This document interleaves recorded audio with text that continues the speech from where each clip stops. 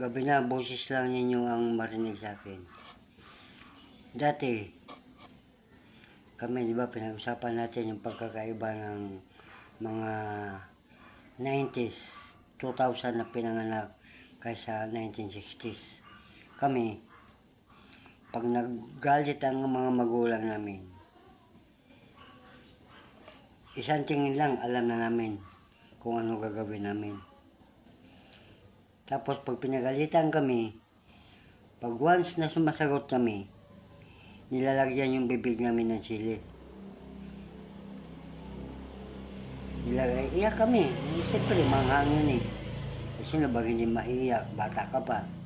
Edad ka pa ng 6. Basta pag sumasagot ka sa magulang mo, may kalalagyan ka na. Parusa na abutin mo. Ngayon, laking pagkakaiba. Minumura na ng mga kabataan ang mga magulang nila. Pangalawa,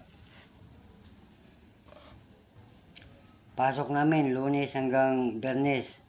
Pagdating Sabado, pupunta kami sa bukid. Magbubunot ng damo. Ngayon, ang kabataan, pagpasok Lunes hanggang Friday, pagdating ng Sabado, nasa SM. O kaya nasa barkada. Hindi nagpapaalam. Kami dati, pag hindi kami magpaalam, pagbalik namin palo.